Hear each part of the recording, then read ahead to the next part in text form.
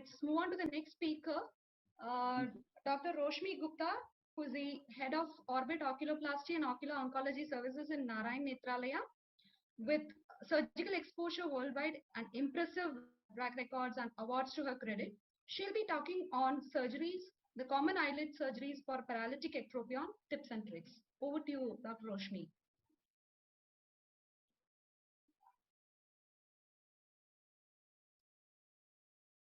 Um, this is saying to share your computer audio. Just give me a moment, please.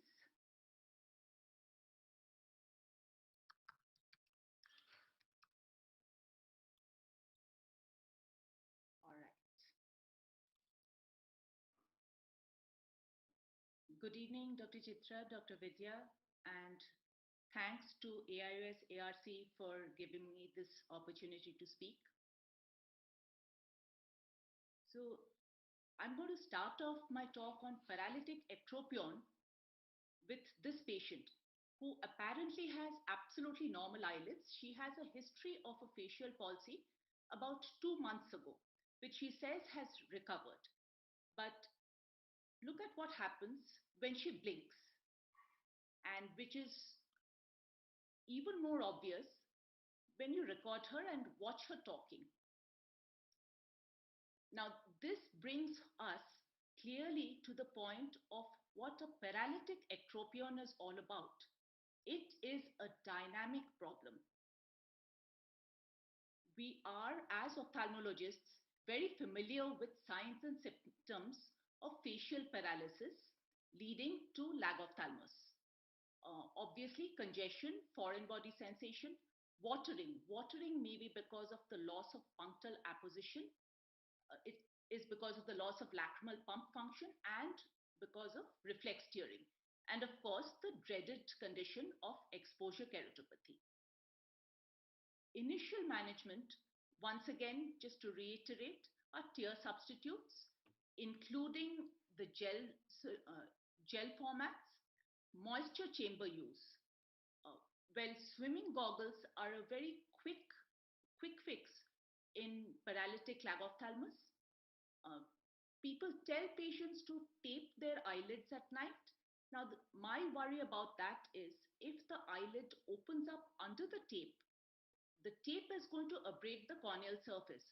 One way around this is to use a small piece of clear plastic and tape it around the eye, not on the eye. So that little, say, 4 by 4 piece of plastic is balancing on your superior orbital rim and your cheek, and it's taped around there.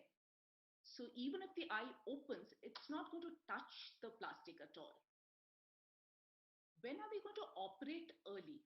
Well, we need to look at what the cause of facial paralysis was. Is it temporary or is it permanent? Bell's palsy, by definition, is something that reverses itself. It's self-limited. The other things, such as post-removal of a tumor, may need a more proactive approach to it. We can't just wait and watch. If there's loss of corneal sensation, we are going to operate early. If there's a poor Bell's phenomenon or limitation of ocular movement, and of course, if there is an exposure keratopathy which is not improving with topical tear substitutes. Now, there are certain issues about paralytic ectropion which are unique to it. If you see, even after correction, there seems to be something else going on. So let us look at what exactly is going on here. We are more commonly used to thinking in terms of senile ectropion, where you have these structural changes, right? The lateral and the medial canthal tendons and the lower lid retractors, which balance the eyelid. Now, if they become lax, that is when a senile ectropion happens. However, when you're looking at a paralytic ectropion, you're looking at three things happening. The orbicularis oculi of the upper lid, which should be helping the eye to close and blink. The lower lid, which helps the eye to close and blink, but also the orbicularis oculi of the lower lid helps to keep the eyelid apposed to the globe. And people who have been looking at patients operated for lower lid blepharoplasty through a skin approach will sometimes find that there is a little bit of ectropion even without any cicatrizing, without loss of skin and anterior lamellar tissue. That's because right about here are all the nerves that feed the lower part of the orbicularis oculi, and if you cut through them, you may get some amount of ectropion. And the third part of this paralytic ectropion is the Horner's muscle, the tiny bit of the orbicularis oculi which we tend to forget, but it spreads around the lacrimal fascia and the posterior lacrimal crest, and then it helps to move the puncta and the canaliculi and to drain the tears. So, to summarize, this is how it is different. We need to correct the upper lid as well. Correcting the lower lid ectropion is not sufficient. There is a much higher chance of recurrence because there's a sustained action of gravity going on. The protractor action of the orbicularis oculi is missing. There's a loss of lacrimal pump action, and along with the eyelid, the midface is also descending. So that is going to drag the lower lid down further. To correct the lagophthalmus, you could be doing a levator recession either from a skin aspect or from the conjunctival aspect. By and large, the rule of thumb is correct twice the amount of the final desired correction. When you do the correction from the skin aspect, you can leave a central pillar which stops the eyelid from flattening out. It maintains the contour of the eyelid. You could also be using a gold weight.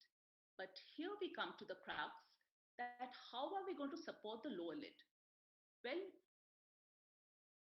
one very common thing we do, all oculoplasty surgeons use, is the lateral tarsal strip. And you need to, there are several techniques, and I'm going by one of the easiest ones. You open the lateral canthus,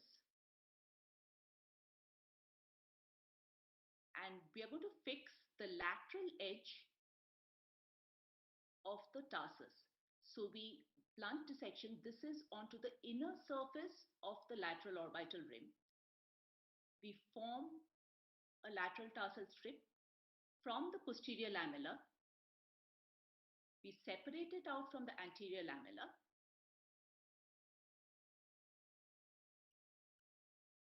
And we are going to de-epithelize it. You could be doing it by a Bart Parker knife or by using the radiofrequency cautery itself.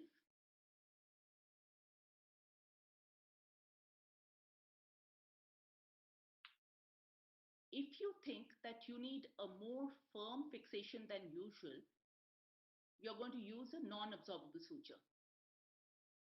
You're going to pass it through the lateral end of the tarsal plate.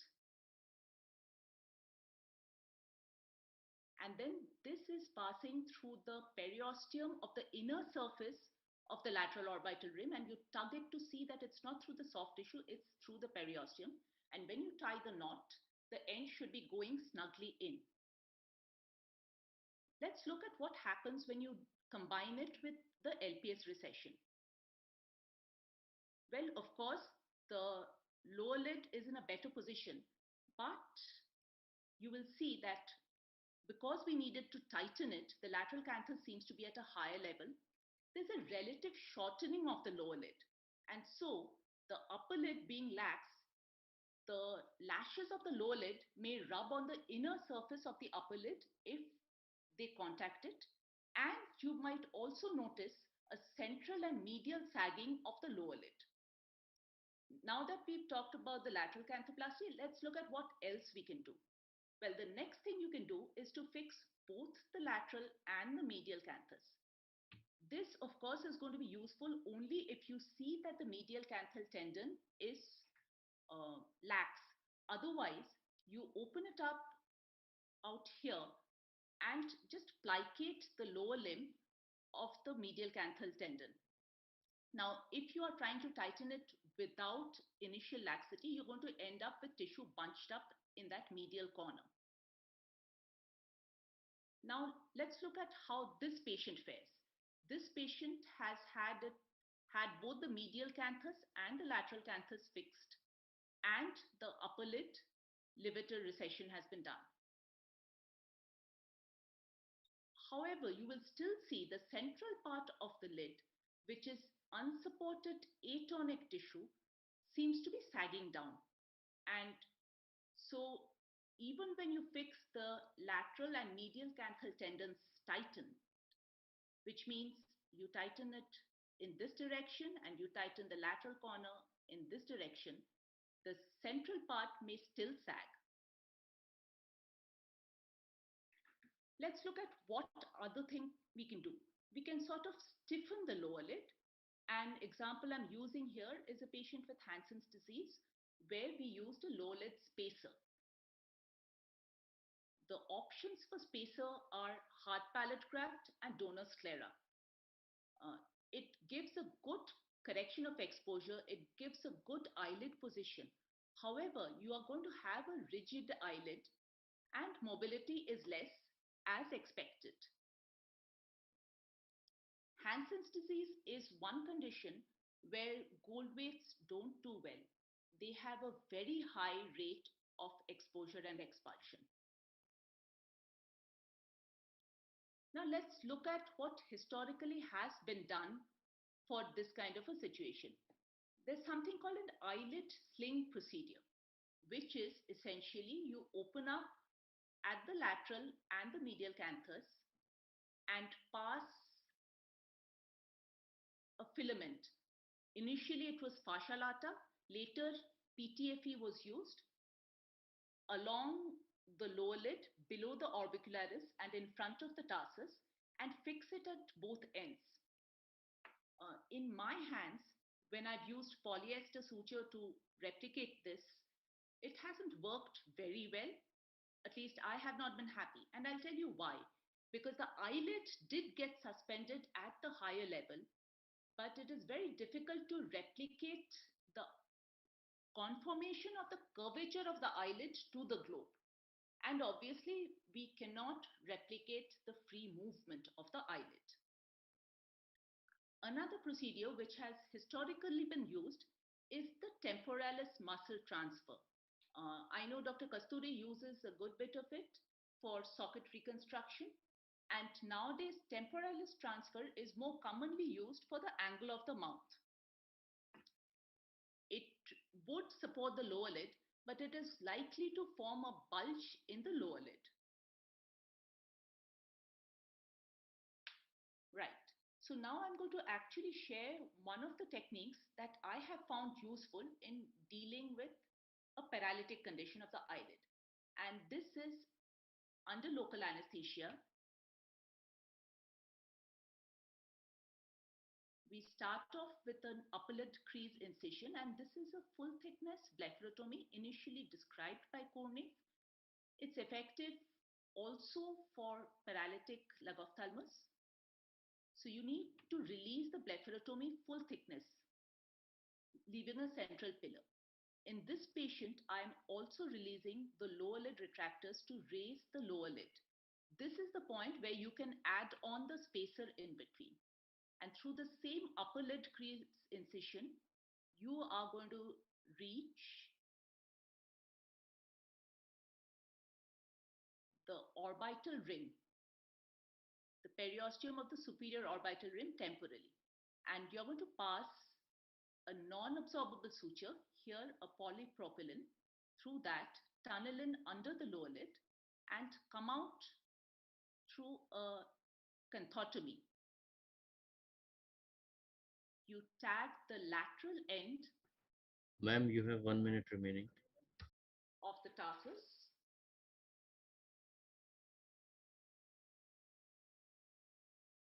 And bring it back through and tie the knot. So you end up, this is the kind of result you get, and with an improved position of upper and lower lid. However, there is still the loss of action of the lacrimal pump. There's a decrease in the inferior field of vision, and there's a pooling of tears in the fornix. Tarsorrhaphy is, of course, the standby where you cut grooves and you can join the posterior lamella and the anterior lamella. If I'm allowed, I'll go on to the next video, otherwise I'll skip it. May I? It's just about a 1-minute video. Roshni, please carry on, no problem. This is under local anesthesia. This is a workhorse technique which seems to work very well. You're slicing off a little bit of the lid margin. This is marginal apposition. You're leaving the eyelash line intact. This particular surgery is being done for a congenital corneal anesthesia patient. So you make a groove between the anterior and posterior lamella, and we are using a 6-0 vicryl to attach the posterior lamella together. Do the peripheral suture first. Once you've done the central suture, the comparatively more central suture, you'll find it difficult to get to the peripheral part. And here we've trimmed the lashes actually just to show you how it is.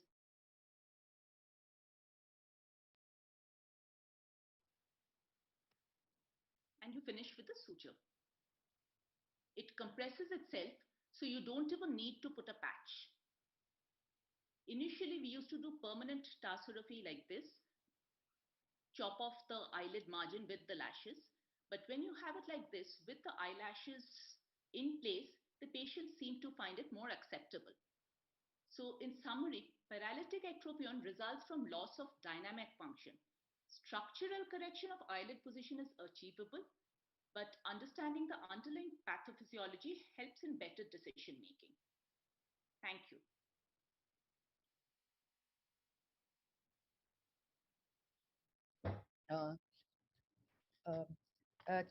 Just 1 minute. Excuse me, all of you. I'm extremely sorry. I'll message you all individually later that I have to exit from this meeting because there's an acute emergency. My father is extremely unwell. I have to rush him to the ICU. Vidya is absolutely capable to take over, and I'm sure all my expert panel will make it still a great webinar with all of you here. I'm extremely apologetic to all of you. Thank you.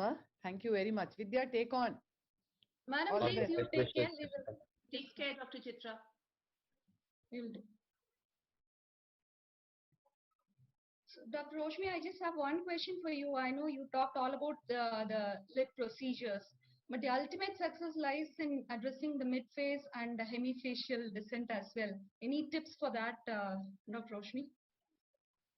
Okay, so ultimately, if you're looking at a cosmetic outcome, the mid-face and hemifacial changes, of course, have to be addressed. In addition, how it would help, because today's topic, of course, was paralytic ectropion.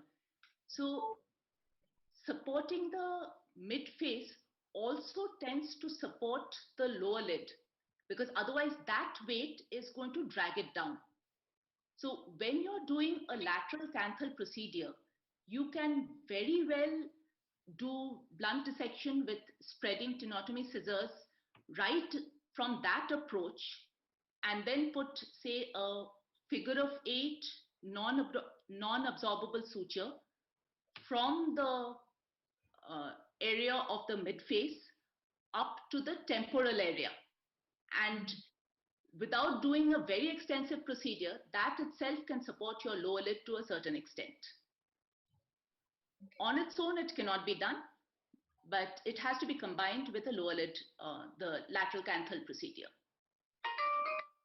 Thank you, Dr. Roshni, about that tip. Let's now move on to the, if there are any comments from the expert panel. Dr. Kasturi, madam, would you like to add anything? Yeah, that's an excellent presentation, Rashmi. Like you have covered everything. Like, what are your other preference in case of medial cantoplasty? Like, do you try to go transconjunctively and do a medial cantoplasty? Like, what are your approaches when you have a medial ectropion? So you mean the medial laxity? That is what you mean, right? Yeah, sometimes we had a full lid ectropion, even a paralytic ectropion. So Ah, I correct in three parts. The medial and the lateral. Lateral is by the LTS, and the medial, what I do, I go transconjunctively and reinsert the capsulopalpebral, ligament, and medially I do medial cantoplasty. So while doing a medial cantoplasty, do you shorten the MPL or not? Like I usually shorten it. while doing a medial canthoplasty, if I'm shortening the medial palpebral ligament, I also need to make sure I shorten the skin. Mm-hmm. That I think is for me has been an important takeaway since I started doing it, because otherwise it does bunch up. I tend for the medial canthal ligament, I do tend to go transcutaneously, and I tend to use 6-O or 5-O polypropylene to plicate the medial canthal tendon rather than actually excise a part of it. Uh, Now, if you're talking pure paralytic ectropion, usually the lower lid retractor, the capsulopalpebral fascia is not really detached. So we may not need to reattach it. In elderly patients, of course, there may be a component of involutional ectropion. I think that is where the role of that would come in. Another additional thing, when we are talking about the conjunctival approach, I'd like to add, if it's been a long-standing ectropion, we'll often find that the entire conjunctiva is thickened and, dry, and it's turned Keratinized. into keratinized. So you Keratinized. need to congested, you need to cut off a strip along it, because that itself mechanically will often prevent the eyelid from turning in. So when you're snipping off that unhealthy conjunctiva tissue, that might be a good time when you reattach the low lid retractors to the tarsus. Then you put the lid inverting suture along with it. Inverting suture, absolutely. Size it, and then I reattach it and put the lid inverting suture. Absolutely. In such, the whole lid paralytic ectropion, I treat them individually, medial, central, and lateral, and operate in all the three parts of the lid. Besides LTS, every case I do a medial cantoplasty, and centrally I also reattach and reinvert it after excising some amount of conjunctiva. That's an interesting thought. Yes, thank you. Roshni, a question for you. How do you weigh the two, the gold weight procedures or platinum weight or whatever weight procedures vis-a-vis your lid splitting that you spoke about, in terms of the ease of closure and kind of symptomatic relief that it provides thereby? The gold weight works very well even if there's just the beginning of a closure. It just starts to close and then the gold weight drops it down. So that way it's very effective. I analyzed my blepharotomy lid splitting procedure, and I found about 50 to 60% close fully. The other 40% are left with a remnant of 1 to 2 millimeters of lag of thalamus. But then, you counsel the patient that we are going to improve the lag of thalamus. It's not going to be fully better. The problem may be a little more in those cases where there is very little retraction. The palpebral fissure height is not much enlarged and you have to do a procedure. The closure is poor, the palpebral fissure height is not much. What is the solution for those cases? I think leaving that central pillar helps when you're doing the lid splitting. It doesn't let the entire eyelid drop down completely. That said, I have switched almost completely to the blepharotomy rather than the gold weight, because if you have a 20% rate of resurgery, uh, that is something I'm probably not comfortable with. Okay. A lot of people are comfortable with it, but long term, Our patients are very not long term, never very happy with the resurgery. Yeah. That's true. And expensive also gold weight. Not so expensive if you get them made yourself. yeah, you just have to find a good goldsmith. That's They'll right. do it. If there are no more questions, can we just move on to the next